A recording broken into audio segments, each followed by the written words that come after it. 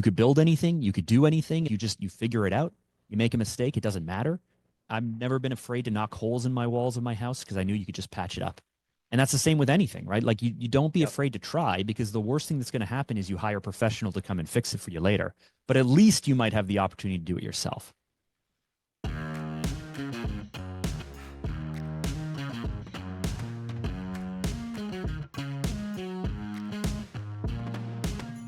In this episode, I interview Mark Drager. We talk about how Mark's challenging past led to greater success in business, how reframing the idea of what his business sold changed everything, and how to use a coach to help you get to the next level. Mark Drager is a branding and positioning expert with nearly 2 decades of experience in marketing and communications. In this episode, I interview Mark Drager. We talk about how Mark's challenging past led to greater success in business, how reframing the idea of what his business sold changed everything, and how to use a coach to help you get to the next level. Mark Drager is a branding and positioning expert with nearly 2 decades of experience in marketing and communications. In addition to his agency work, Mark hosts his own podcast called We Do Hard Things, and it's also a YouTube series. He engages with entrepreneurs, athletes, and creatives to share their untold stories and lessons learned from overcoming challenges. On a personal note, Mark is married to his high school sweetheart, Jacqueline, and he's a proud father of 4. He emphasizes the importance of family and has shared his personal journey, including a significant weight loss and a commitment to health in recent years. Let's get into it. Mark,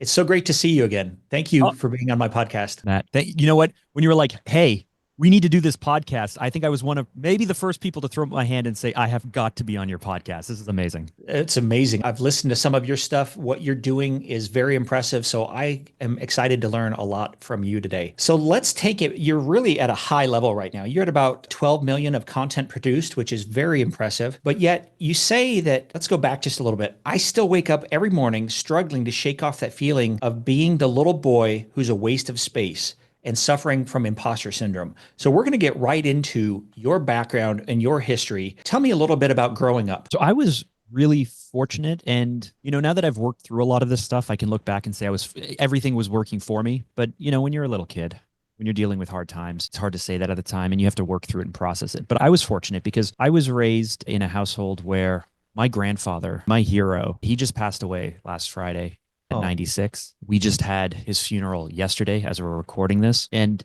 he came to Canada. He grew up in Lithuania. He was a German refugee during the war, and they lost everything. In Germany, he couldn't establish a life for himself as a refugee. The Lutheran Church sponsored him, and we still have the receipts.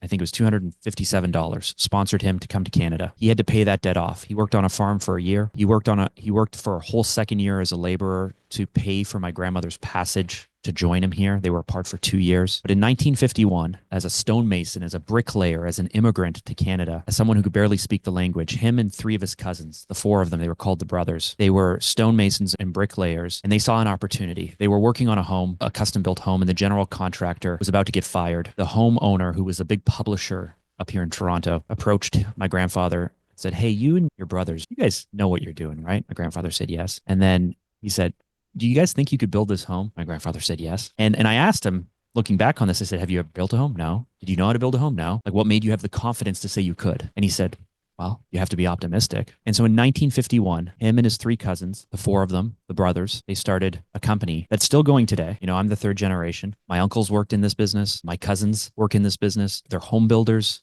They built high rises, apartments. They built shopping centers. They ended up building homes in Florida, in Alberta, in British Columbia, in Ontario. But I grew up surrounded by these hardworking men and women, because my mom also has this attitude, which is like, you can build anything, you can do anything. You just have to figure it out. My grandfather had less than 6 years of formal education. He moved to this country not speaking the language, not having any connections, and not knowing anything. And they were able to build up a pretty remarkable business that, all of these years later is still operating, is still going. And so, one, super fortunate looking back to go, I was raised in this family with these opportunities, but be very humble, humble people. They, not flying on private jets. They're not doing all these things, but at the same time, a certain amount of comfort, certain amount of opportunity, but mostly the understanding that if you just worked really hard, that you could do anything, you could build anything, you could do anything. Like you figure it out. You make a mistake, it doesn't matter, right? I've never been afraid to knock holes in my walls of my house because I knew you could just patch it up. And that's the same with anything, right? Like you don't be afraid to try, because the worst thing that's going to happen is you hire a professional to come and fix it for you later. but at least you might have the opportunity to do it yourself. And so I was raised on one hand in that side. And then on the other side, my mom remarried when I was young, and my stepfather had mental health issues, which we didn't realize at the time. He was a firefighter, in a very high stress job. And, in the time, in the 80s and the 90s, I've spoken to firefighters and emergency services people today, and they say, alcoholism, mental health issues, like the way that they used to do the shifts, which I have memorized. I've memorized because the days he was on shift, I didn't have to see him. And the days he was Oh, here, I did. But, it was just growing up from the age of 7 to the age of 16 when I moved out on with my sister on our own. It was just not a good environment. And so, yeah, so one side of me, this incredible drive and desire and ambition to prove to myself and to prove to my family and to prove to others that I can maybe carry on this legacy that my grandfather started so many years ago. And on the other side, this truthfully kind of feeling of insecurity. Maybe I won't figure it out. Maybe we'll run out of time. Maybe I'm not as good as I think I am. That carrying that balance. I think of it like a coin sometimes. There's a top and a bottom. There's a good and an evil. So you have this good side, your grandfather and his influence, and then you have your stepfather's side, who's like the negative person and probably telling you things. And we all have ants, the automatic negative thoughts, but yours may have come from externally because your grandfather's telling you one thing, you can build anything, you can figure it out. And then your father's telling you other things. And it's interesting, as a paramedic, I understand some of the mental health issues. I've seen some partners, I've had a fair number of partners commit suicide. And as a paramedic, you're at a higher risk of suicide. If you're a firefighter paramedic, you're 6 times the national average to commit suicide. And so these things are very real. And unfortunately, we take a lot of that stuff home. And so it sounds like this affected you. So what did you do from there? You kind of you said you left at 16. What's going on at home? What's that like? Well, I hit the point, I guess, where I remember sitting in it was grade 12 family studies, and we had someone who was an ex-prisoner come in and speak to an incarcerated person who came in and spoke to our audience and our class. And I remember him saying this thing where he said, I tell this story, and I tell this story all the time. And so he tells this story. And I remember the hair on the back of my neck standing up. And then he said, every time I tell this story, the people who really react to it, physically react to it, their breathing becomes shallow, they become uncomfortable, the hair on the back of their neck stands up. It usually means that you were raised in like an abusive environment. And I remember having that reaction. And I remember sitting there thinking, but, like I was never physically abused. I was never sexually abused. I was not like, it really was just about anger, and it was about all kinds of things like that. But ultimately, I hit the point where I guess I met, where I live, when you turn 16, you are legally allowed to leave. Mm.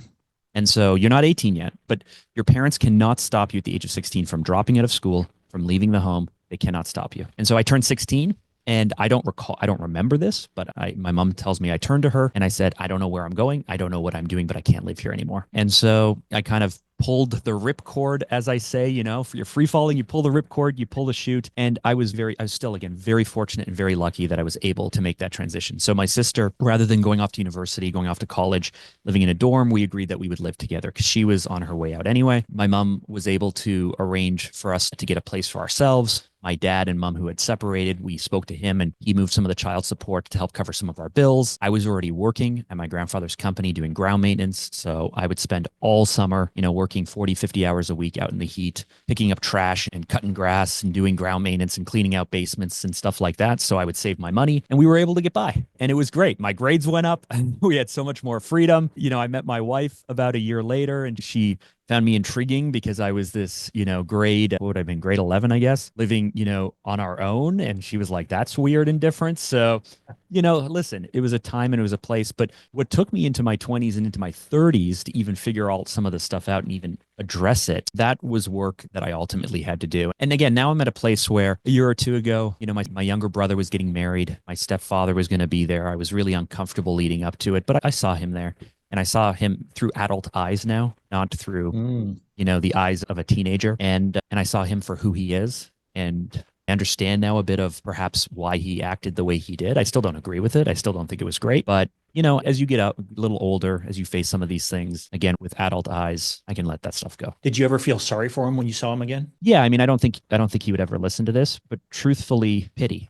It's when someone makes the choices that they make for year after year, you can only go and as you age and as you isolate yourself more and as you burn more bridges and as you turn away more relationships, yeah, if anything else, it's no longer anger or fear or any of that stuff. It's, eventually you can look at a person for who they really are. And I'm just gonna do my thing. Yeah. My wife and I were talking the other day, and it was this idea of a lot of people start making decisions, and hopefully they're making good decisions, but there's kind of this fork in the road, right? You can make bad decisions and you can go bad and those compound, or you can make good decisions and it's good, good. Was there ever a time where you were like, I see what he did in his life and I don't want to be that person? I see what my grandfather's done and all the good things. Where was the fork in your road that got you to start heading down the path where you are today? Yeah, I mean, I understand what you're saying, but honestly, that was a chapter of my life. And I was very young. I lived with him and at home from the age of 7 when he came into our lives to 16. And then after that, I worked for a long time just to kind of put it behind us, put it behind me. So there was never this like clear reflection of who I want to be and who I don't want to be. If anything, it was more a motivator as a child or as a young boy to say, one day this will come out. One day, I went to film school. And the reason I went to film school is because I wanted to tell stories. And so maybe it's a coping method. Maybe, I don't know what it is, but I would always check little things off in my head and say, oh, one day I will tell a story. One day this will come out. One day, and for public speakers or for anyone who's a trained speaker, there's always this joke like when you have traumatic hard times, you can go, well, here's another keynote, here's another chapter in my book. And so it was never this, I don't want to be this, I want to be that. It was more, how do I put this behind me? How do I ignore it? How do I run away from it? But more the drive to, to make my grandfather proud, to live up to what I watched my uncles do, more of that side. Okay. All right. So how did you get into the business that you're in right now? We'll fast forward a little bit. So I went to film school because I wanted to be a documentary filmmaker. And when I graduated, I worked in television. So I worked in news. I was a teleprompter operator. I was the person who's rolling the teleprompter so that way the weatherman can say the right things. And so that way the news person can do it and the sports person can do it. And so I worked as a camera operator for television, as a teleprompter operator. And I was speaking to some of the older folks who were further into their career. And this is all freelance work. This is all contract work. You get paid your day rate. And if they like you, they bring you back. And if they don't, they never talk to you again. And they said, well, it's going to take about 10 years to get established. And I was thinking, I do not want to live precariously for 10 years just for the opportunity to get here at 7:30 and turn a dial for, live news or something. It just seemed silly to me. So I actually ended up getting a job at an internet marketing franchise through someone, and I ended up working at the franchisor. So this is in 2005, 2006. I don't know if our listeners remember what the internet was like in 2005 and 6, but I can remind you there was no social media. YouTube at late 2006 was just launching with, 2-minute videos.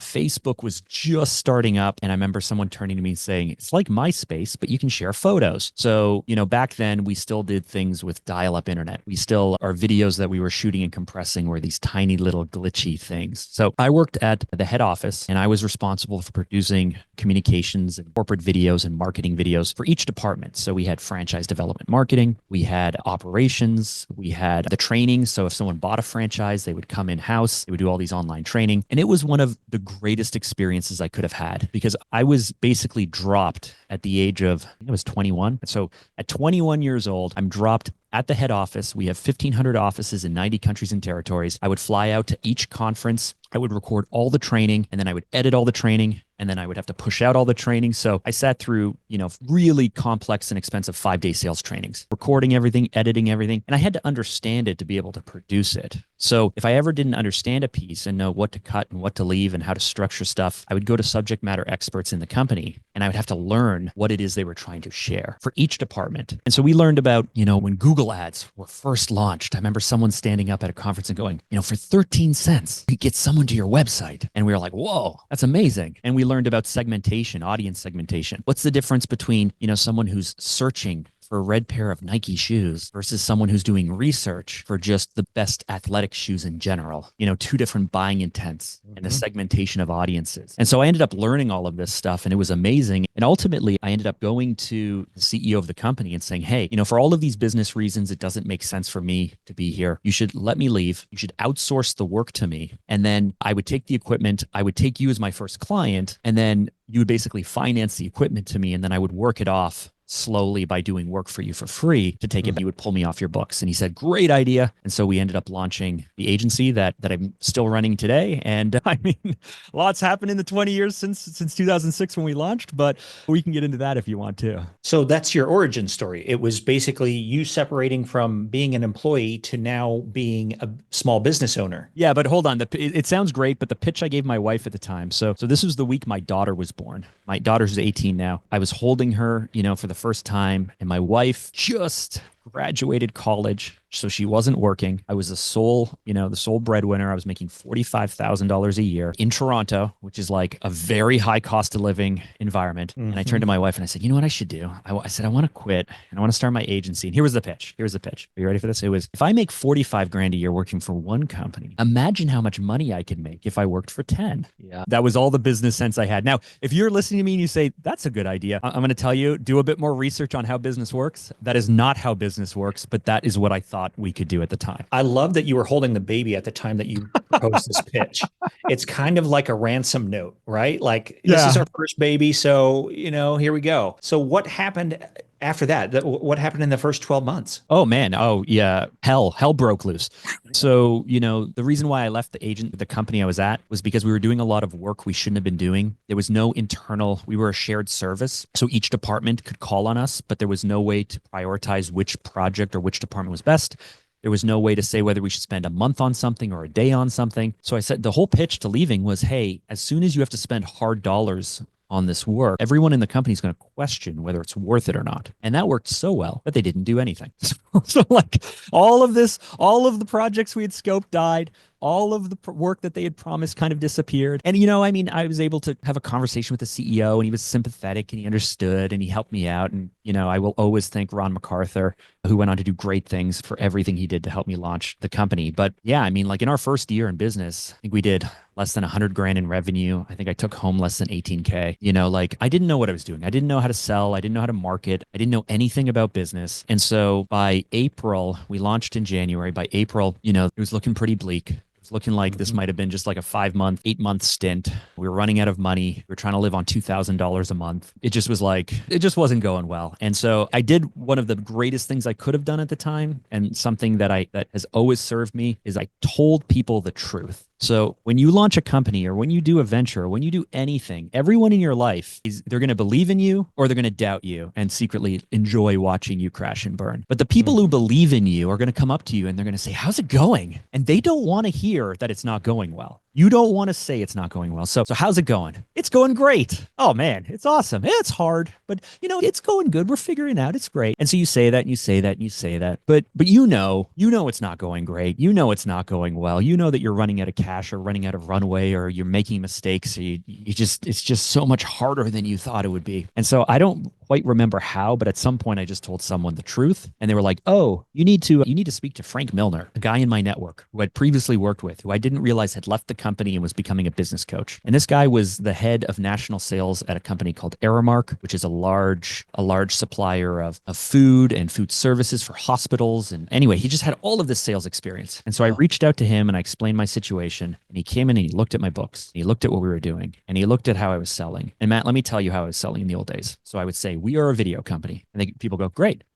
And I go, do you need videos? And they go, no. I go, oh, okay.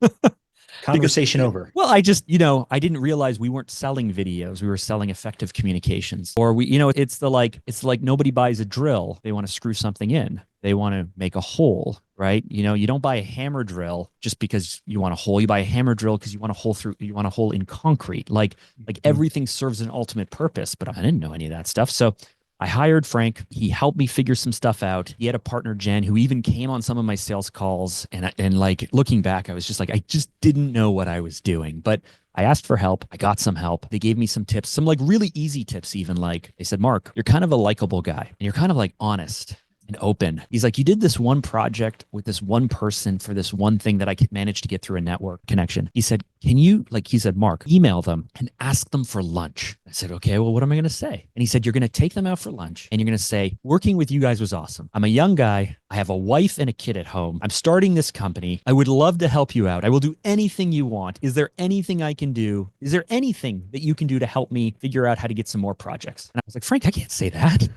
I'm like, there's no way I could say that. And he's like, yes, you're going to do it and you're going to say it. So I took these people out for lunch, awkward, sitting there, I go through everything. And they were like, yeah, no, you were great to work with. You did great work. No, let me see if I can connect you with someone. And they connect me with a guy named Greg Skinner, who we ultimately ended up working with for like 12 years. Like it was like we ended up doing hundreds of thousands of dollars with Canada's largest national bank. And as Greg went from department to department, he took me with him. We ended up doing tons and tons of work, but it was all because again, Frank was like, hey, this is what you need to do. And so that was ultimately, and that was even before 2009. 2009, we lost all our revenue. 2009, I had to go into debt to I'm going to pause. Sorry, that sounds compelling. I'm going to pause you there I want to point something out to the third chair here. If you're sitting here, Mark did a great job of explaining exactly what's going on.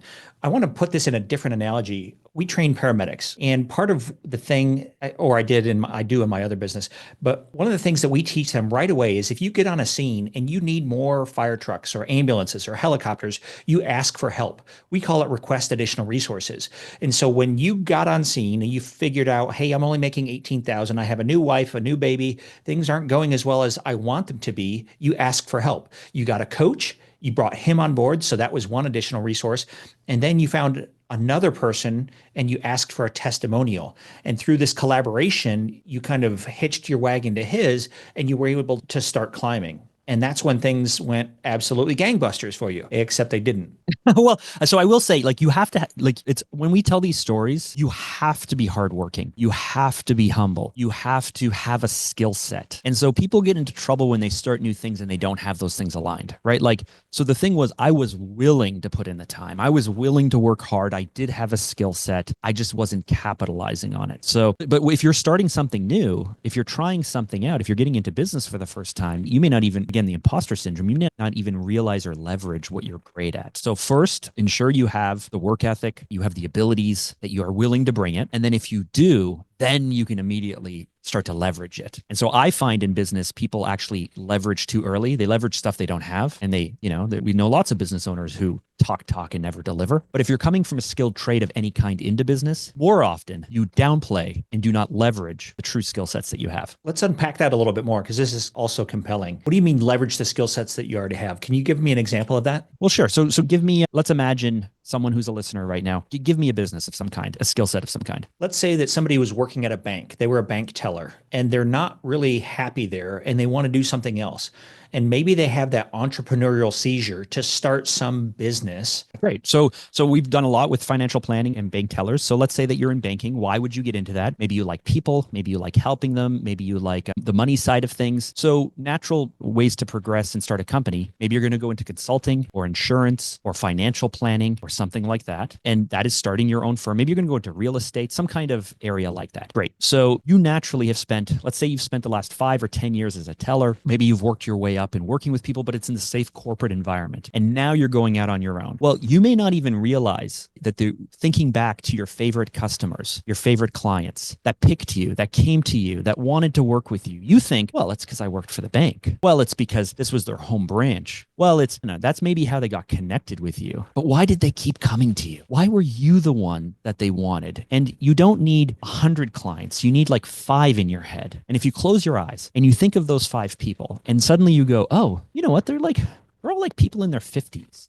Or like, oh, you know what? They're all women who have recently gone through separation. Oh, they're all business owners who are struggling to do this. And then suddenly you can connect a few dots and go, well, they must have come to me for some reason. And if they've come to me for some reason, and there is some kind of pattern recognition that I must be doing something well. And if I'm doing something well, what is that? Is it because I'm understanding? Is it because I speak the same language as them? Is it because my background is in farming and I tend to work in the ag side of the business? Like this is literally the things that we tend to overlook in ourselves. And so when it comes, we can talk about branding, we can talk about sales, but when it comes to figuring out why people do things with you and how you can leverage that in your startup and your business, we cannot overlook culture. We cannot overlook background. And really the thing we want to start with is just why do people like you? Why do they trust you? Why do they turn to you? And that is the thing that most skilled people will overlook. They'll just take it for granted. I think it goes to two things. One is building an avatar of your future customer, especially as a business owner. You have customers who resonate with you, but then it's also that introspection of being consciously competent. So many people are unconsciously competent. They're really good at it, but they never stop to say, why am I this way? And what is it that people are connecting with me for? Yeah. The other challenge is though, the better you are, the more you realize you're not that good, right? Like we,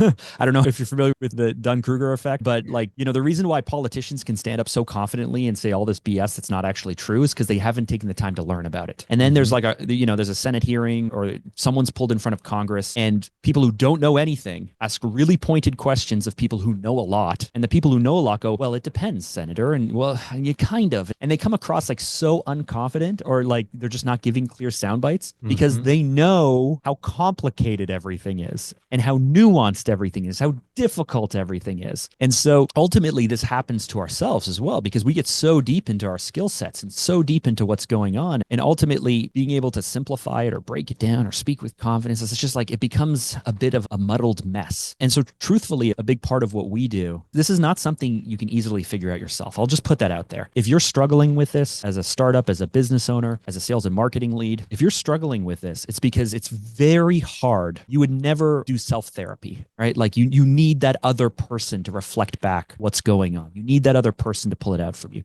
Tiger Woods has a coach, right? Michael Jordan had a coach. Like you need someone else to help you with this. And so I don't want to set anyone up for failure by making them feel that this is something that's really easy to do or is just naturally going to happen. But you can start to think about it and work through it yourself. Yeah. Back to the knowledge thing, I think it was Elon Musk who describes knowledge as a tree.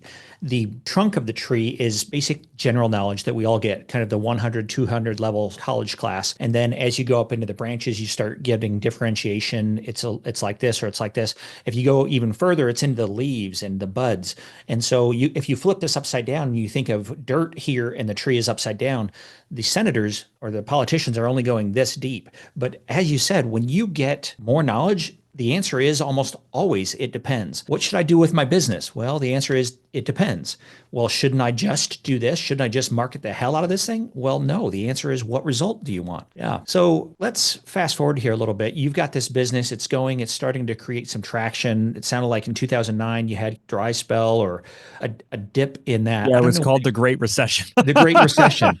Do you want to talk a little bit about that and maybe the lesson that you learned from that? Well, was that rocket fuel for you to get to the next level? Listen, nothing in business is rocket fuel. Like the only time that you can pour gasoline on the fire or put the pedal to the metal or rocket fuel is when you got everything figured out and it's ready to grow and scale, right? Like, but the truth is it takes a lot of time to figure stuff out. So most of what I've learned along the way is the mistakes that couldn't be helped because I had to learn them myself. It's the fact that you have to be patient. It's the fact that the timing is almost irrelevant, right? Like the sequence, putting the right pieces in the right order for growing a business, for starting a business, whatever it might be, figuring out what are the right pieces and putting them in the right order will always take longer than you think, but it's more important than timing. And so most of what I learned through 2009 about patience, about taking risk, about being, truthfully being pretty conservative financially. And the run, by 2011, 12, we were doing about $1 million a year. And then by 2020 hit, we were doing a little over 2 million a year in project-based work. So we're replacing the work every year. This is not recurring revenue. This is us finding the work, delivering the work every single year. But what I learned about being quite conservative, having a lot, focusing on cash flow as opposed to even profitability and building up what I call the war chest. When COVID hit, we had so much cash on hand. I was able to survive for basically, at least 3 years. And I felt stupid and foolish for most of 2015 through 2020 for how much cash we had, for how under leveraged we were. And I would turn to my finance team and I would turn to all these people and be like, listen, I see all my friends and entrepreneurs and they have this and they have that. They talk about all these fancy strategies and we're just so conservative. Well, guess what? I now know why I was so conservative, right? So, it's a lot of what I've learned, at least for myself, And the problem with advice is it only applies to each person in their own time. So you may get something from this or you may not. But for me, being more patient, building a long lasting, defendable business that's not going to disappear overnight, being more conservative, focusing on cash flow, these are all things that I had to learn the hard way in 2009, that I had to learn the hard way in 2015. We had a down period. We had like a 3, 4, 5 month down period with very little work and was very worried about being laid off. And I said, no, you're fine.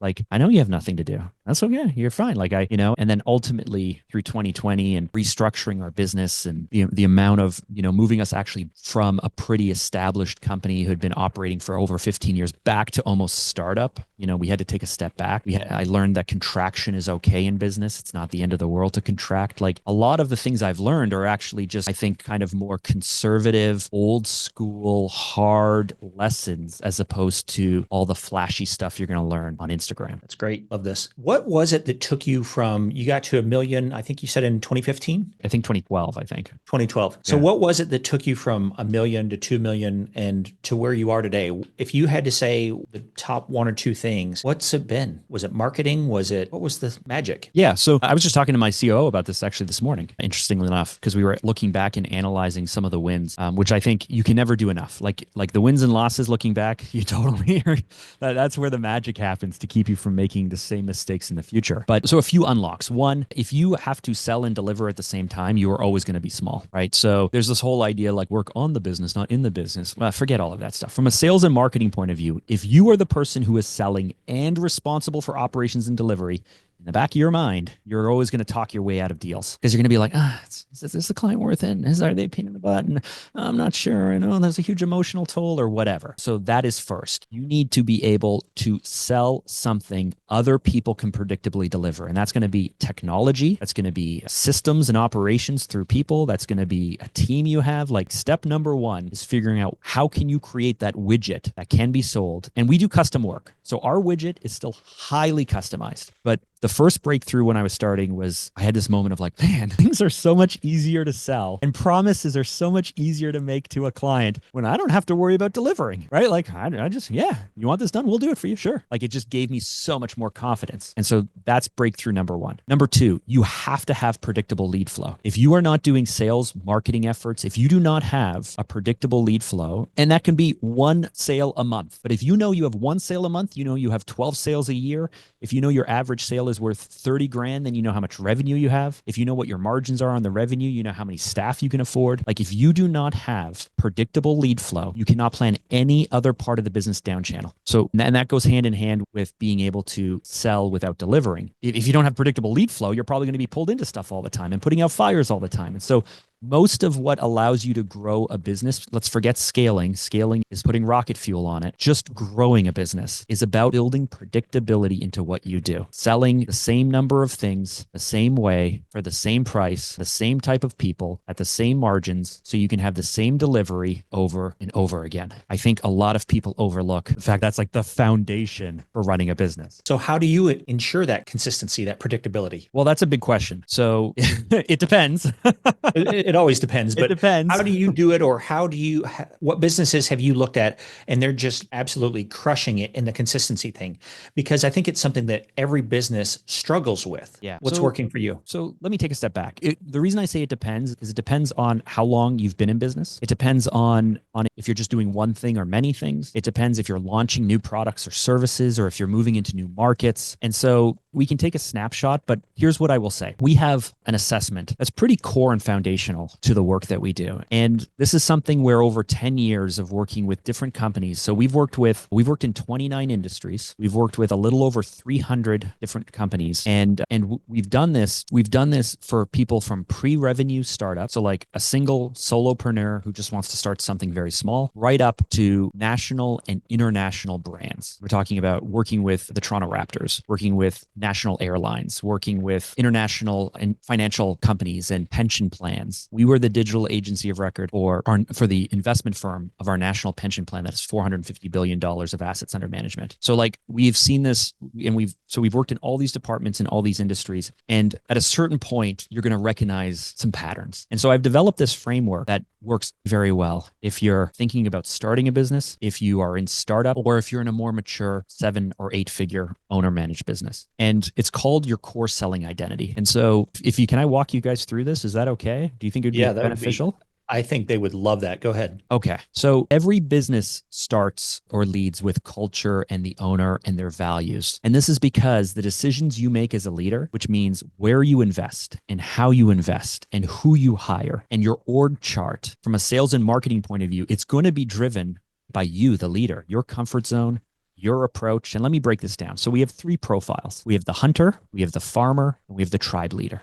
Now, the hunter, this is a company or team or an owner who is very is very good at outbound sales. So think cold calling, think running a sales floor, think just calling people up or sending things or just reaching out to people and putting in those pitches, knocking on those doors, running that team, grinding people out. Think of a sales company. Now, a sales company, ultimately what they need is they need to generate the lead, work the lead, and close the lead. Any investment on your marketing, your advertising, your brand, I've sat down with these people and I love to, like, how about we do this?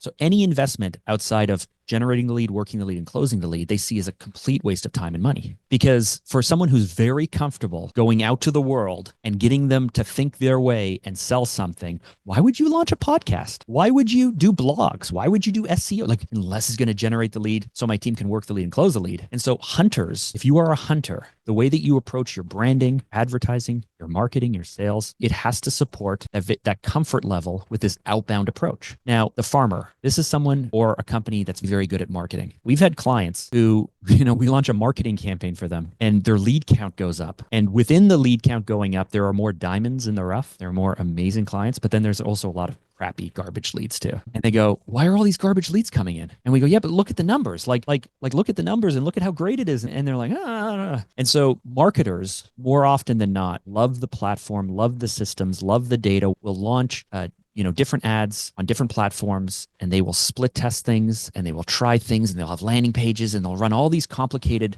pieces. And, you and I are in a mastermind group with a lot of marketers who just talk to you about, well, you just do this, and then you do a tripwire campaign and it leads to this. And then on the back end, we do this, and then here it goes. And then it's going to have a webinar, and then my team follows up. And it's like this really complicated system. Right. And that's because these marketers ultimately want to build the endlessly scalable thing. Think about farming, right? You do all this work, right? Like it's the spring and you got to till the ground, and then you got to plant, and then you got to spray everything, and then you got to wait, and then you got to hope the weather is good. And then ultimately at the very end, you harvest and you take it in and you get your cash crop, right? Like the big payment comes at the end of all of this hard work. Right. So that's why I call a marketing organization a farmer, because they do all of this work and effort, because when they crack that code, they will have their harvest. Now, the third is the tribe leader. And this is, I can't tell you how many people in lawyers, M&A people, accountants, professional services, people who are thought leaders, they've literally told me like, hey, I've been in business 40 years. I've never spent a dime on marketing. All my business comes from my network. Well, okay, cool. Like you must be really good at establishing partnerships and relationships, and you must be really good at networking or building a community, building a following on Instagram or following on YouTube. And so when you think about these 3 different very unique approaches to being able to market or advertise or capture leads or even sell the leads, where we get into trouble as business owners or as teams is where we don't realize, one, our innate style. So if you're a tribe leader and you're great at building community, and then you go to a conference and they say you need to hire a sales floor and you're going to run gong so you can do call tracking to determine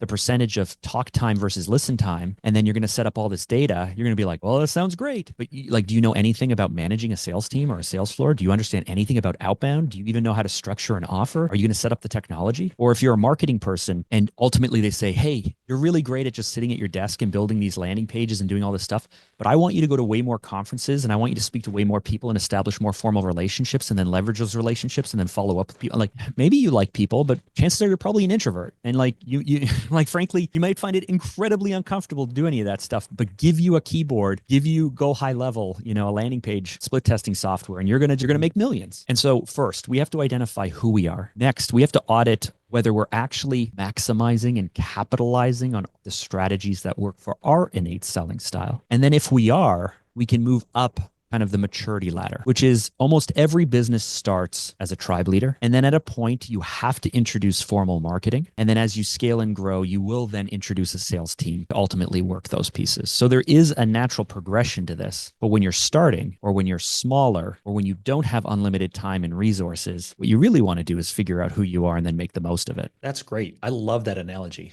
That's excellent. What do you think the biggest mistake that business owners make with regard to all of this? It's getting really excited about the possibilities of what a vendor or partner or an agency, a software, right? Like Matt, come on, let's be honest. Like, have you bought books that you've never read? Yes. I'm looking at a bookshelf behind you. Have you read all those books behind you? It's a green screen, but Oh, you cheater. well, I record multiple things, so I've got No, multiple I'm green just screens. joking. I'm just joking. I have all these books behind me, and I Yeah. actually have them categorized because I have a whole section of books I've never read. And I used to Oh, say I have a book buying addiction. I don't have a book reading addiction, uh, And how many of us buy courses or software that we never fully leveraged? I've gone through two really expensive HubSpot integrations. HubSpot's a really great yeah. technology, and I jump on calls and I scope everything out. I get so excited of everything it's going to do for me. And then I don't use a fraction of it. And then a year or two later, I go, why am I spending $26,000 a year on this thing? And I cut it. Yeah. And so, like, truthfully, the biggest trap any entrepreneur can fall into when it comes to branding or advertising or marketing or sales. And I keep separating those because, listener, these are all very different things. But the biggest trap we fall into is thinking that someone's going to save us, or this is the one thing I need to do to crack the code and make it work, or that if I just throw some money at it, it's all going to work out. And then when it doesn't, sometimes it does, but when it doesn't, because we didn't quite know what we were doing, we didn't really understand what we were asking for, or we didn't realize that this was just the first of 10 investments we need to make, because this is great, but it's not going to go anywhere unless we go all the way through it. Or when we realized that the agency we hired was all talk and no delivery. Or here's one more, we think one person. We're in a world of specialization. I started by specializing in video marketing and communications, which became, so it was communications that became marketing, marketing became advertising, advertising became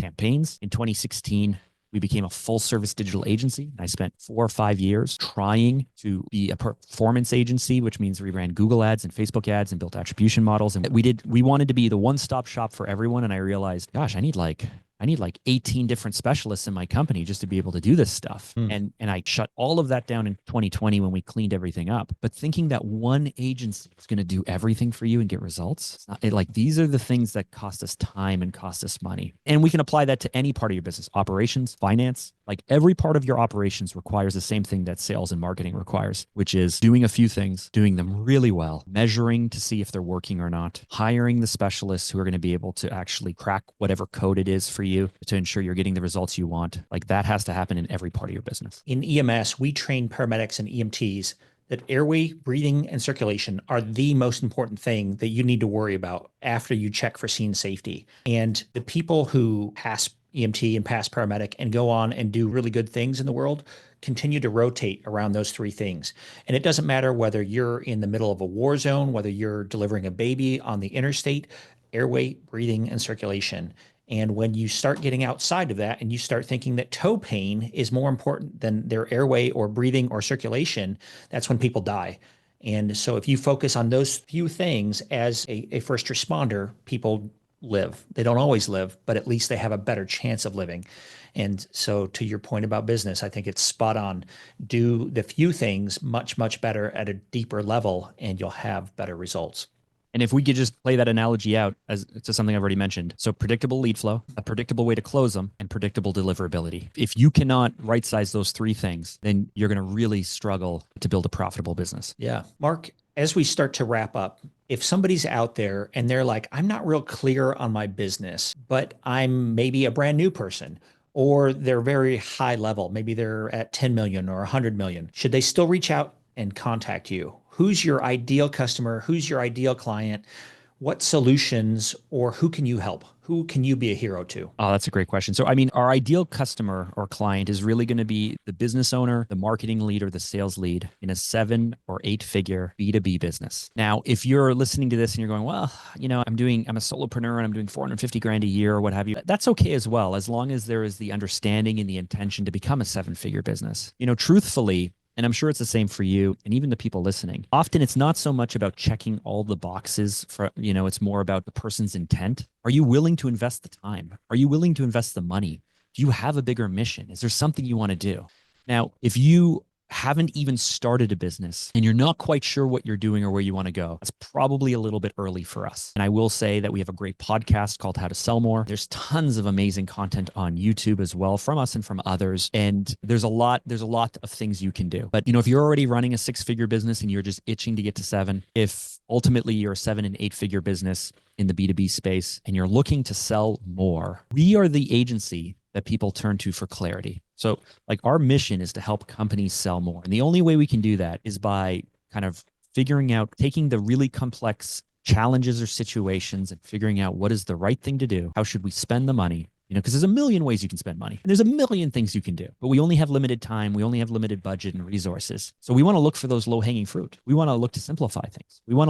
We are the company that people turn to when those shows where there's like a before and an after, right? Like there's the before of the makeup and the after of the makeover of the house, right? Move that bus, that old show, right? Like the before and the after. We are the before and after people that they come to. Now, if you are looking to eke out the last few percentages, you're going to go to a conversion rate optimization company, or you're going to like we are not that company. I've realized over the years, we're not the company that's going to take the person who's already successful and then take them a little bit further. You're the company you're going to come to when you frankly don't know what to do. And you're looking for someone who's going to give you a transparent, research and data backed advice or strategies or plans. Because more often than not, we're not even doing the back end delivery. Often we have a few products and services we do, but often we're actually connecting you with a third-party trusted agency or specialist in our network. And we're not even we don't take points, we don't take markup, we don't take commissions. Like literally you are coming to us and we are just looking at it as a really trusted third-party source, giving you the solution, the framework, the plan, whatever it is. We'll help you figure it out. We're going to work with you to figure it out. And then we're going to send you on our way to your partner or trusted partner. But now, we know what you don't know. We're going to give you the language. We have clients who hire us simply to help them with their RFP requests. And we sit in and we interview people. And I mean, we're not even attached to the project on the back end, but we can smell BS and we can make sure that you're not going to go down the wrong path. And I've been running an agency for 20 years, the team and I, we can figure out what you need and don't need, in fact. And so if you are willing to spend some time and money to put the right plan in place, then that's who truly we want to work. I love that. That's great. So if you're out there and you're an entrepreneur and you don't know what your blind spots are, Mark sounds like the guy that you need to call. We all have blind spots. I certainly have mine. If you want to know what mine are, ask my wife. If you want to know what your blind spots are in your business, you need to ask Mark. That's great. Mark, a couple more questions. What would you tell the 18-year-old entrepreneur? Actually, he or she's not even an entrepreneur yet. Maybe they're just getting out of high school, they're starting college, and they have a 0-figure business, but they have some ideas rattling around in their brain. What resources would you point them to? What advice would you give that person? Great question. My son is 16 and his friend, they want to start a business and they got into, crypto and they got into Facebook dropping and all this stuff. Number one thing I would say is learn strategies from the 80s and the 90s and the 2000s, because those business strategies will still apply. And so the first thing you need to do is you need to love business. I went to film school and I started a video production company, but I didn't love video. Like I ultimately realized I hired people who loved video, but I loved business. I wanted the team and I wanted the business. And so I would very much recommend first focusing on those fundamentals. So understand the game of business, understand how money works, understand what cash flow is, understand how to read a P&L or a balance sheet. Figure out, there's a great book called The Art of Profitability, which may be over your head. You may not even like it, and that's fine. But these are the types of things that I would focus on. And then I would look and follow, Jeff Bezos' advice, not what's going to change over the next 10 years, what is not going to change over the next 10 years. So right now, the trades are desperately needing people to get into them. Maybe consider getting into the trade because you might want to eventually become a contractor or a general contractor. It's not sexy, but I'm telling you, listen to Mike Rowe. Like I'm telling you, in 10 or 20 years, not only are they already outpacing the white collar people, but with AI and with globalization and with offshoring and with everything that's happening, things that are made here, work that has to be done with boots on the ground. So first, focus on those old school fundamentals. Second, develop your communication skills. That will always serve you in life. And then the last thing I will say is if you want to be a strong business person or business owner, you will always have to be able to work with and manage people. And that took me a long time to understand and realize. It's still not one of my strengths, but hiring people, managing people, getting them to do what you want them to do, the way you want them to do them, when you want them to do them. I mean, this occupies a lot of time. So those are the areas that I would start in. And again, it's not fun and it's not sexy, but it's going to serve you for the rest of your life. That's excellent advice. I would say to that 18-year-old, if you haven't read Rich Dad Poor Dad by Robert Kiyosaki, or Cash Flow Quadrant by Robert Kiyosaki, either of those books will explain the difference between an employee, a self-employed person, a business owner, and an investor. And I went to school thinking that I had to be an employee for the rest of my life. I didn't understand that there were things that the rich people teach their kids that the poor and middle class do not, as Robert's subtitle says. And he's absolutely right. So educate yourself. It's kind of like a snowball. Start small and grow and grow and learn and read books. The books behind me, yes, it is a green screen. However, if you were to see my library, I've probably I've donated more books than I've kept. But I'm an avid reader, and I think Mark is as well. And even the ones that you don't read, it's okay. Every book has about this much of it. It's usually about one page that is the core idea, and the rest of it is sometimes fluff. So don't be afraid that if you start a book and it doesn't resonate with you, see if you can find that main idea, and then you can put it back on your shelf. But keep learning and keep growing. Mark, what haven't I asked you that I should have? This has been a great conversation, and I don't know. We could have taken it any other way, which is why I love podcasting. I've been podcasting since 2016, I think, and part of what I love about it is it's a snapshot in time. So I don't think there's a single thing that you could have asked that, this is great. Well, great. Thank you, Mark.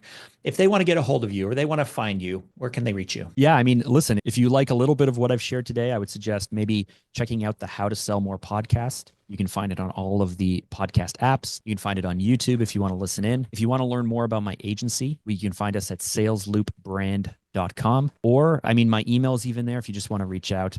I'm not really on Facebook or Instagram anymore. I'm kind of social media out personally, but you can connect with me on LinkedIn. I am there all the time, and you can find me, you can connect, you can drop me a message saying that you heard me here on Matt's podcast, and I will be sure to jump into a conversation with you. Well, Mark, thank you so much for all the value you've added, not only to me, but to our listeners. I've really enjoyed the conversation. We should have you back again sometime. Anytime. Thanks, Matt. Thanks, Mark. Hey, real quick, we're building a community of entrepreneurs helping entrepreneurs. These are people just like you who want to start or grow their businesses and are ready to take the next step. If that sounds like something you want to be a part of, sign up and join us today. Want more? Click below for extra resources in our podcast vault. We have show summaries, action plans, and information about coaching.